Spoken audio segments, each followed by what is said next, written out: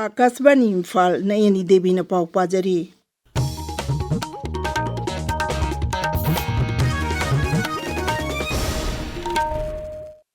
Healthy timing and spacing between pregnancies for Planned Parenthood haibai iramda Raija Taki oiba World Population Numit English ngani kun manga Imphal gi lamphel pata lebe Indian Medical Association da pangthokre thauram asi Directorate of Health and Family Welfare Services amadi SIS National Health Mission ani na punna sinbani thauram adu da wangang wada Health Services ki Director Dr. Chambo Golmaina hai mama oibi nupi sing masamawu phana tambiba tangai phade afaba nungai bai mungama oige aharabadi family planning ningtina tawgadabani mahakna hai. More attachment is there, and so we need to have a very healthy life. Asigi se akham musulei kham musulei anu kana family planning hai as hidak chaba natraga hidak pa natraga operation toga abortion gumba toga loire habi ki lomda challe. It's not that, but we have to think that we need to have a healthy children, healthy family.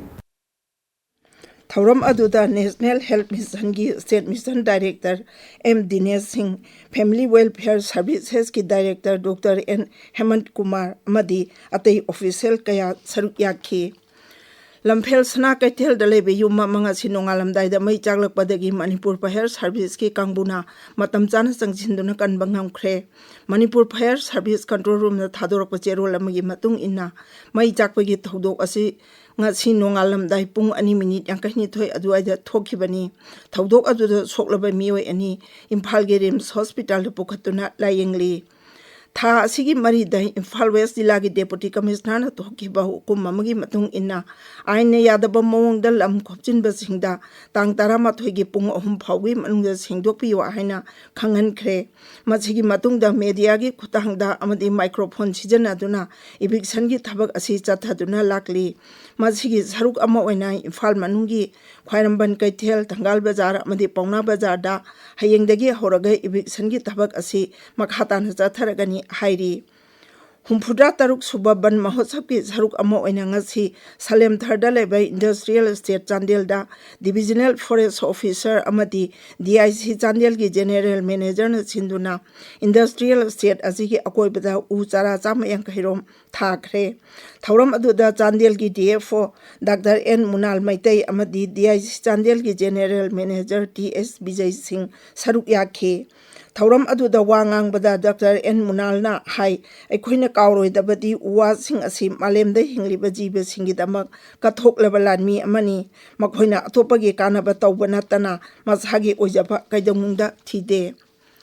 Pradhanmantri Narendra Modi na Sangsad ki Sabha ki mifam haudringagi mangong nena paumi singda wangang bada hai handaki Sangsad ki nongju mifam asina tongan be hiramda afaba wakalon kaya puthokduna laibak asigi chawkhatpagi lambide hena khumang chawsin baw oisinu amadi Bharal Amina Operation Sindur da lokhiba tawtang singbu thagat ingai oi mahangna hai rajniti dol kuding maki MP singna amaga mateng pangna duna mapung phaba mifam ama ohelasi handak Pahalgam da thokiba terrorist attack amasung Air India gi plane kaibada lekhidraba mioi singi mapamda ikai khumnabu uchari amadi makhoigi imung manungi awabada su saruk yari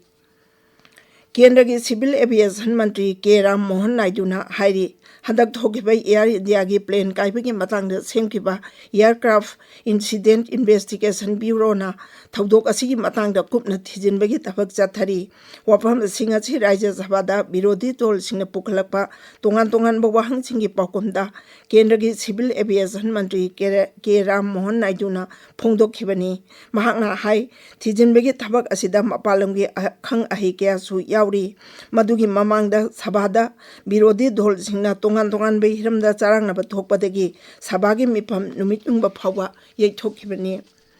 Jammu Kashmir ki Kitshwar Jilla da Security Force ki apunba kanguna thihumbagi thabak makahtana chathakre lanmi amadi police ki apunba kangbu aduna Hizbul Mujahideen terrorist ki makok thongbalu chingba ni lupa lakh 30 ga konana phare amaromda Jammu Kashmir gi Resi Jilla da chingning khairakpadigi lai khurumba lakwa mioi ama laikhidre mioi mapana asok apan nangle mafam aduda hojik SDRF police CRPF amde mafam adugi mioi singna mi kanbegi tapak kana chathari pauloi jare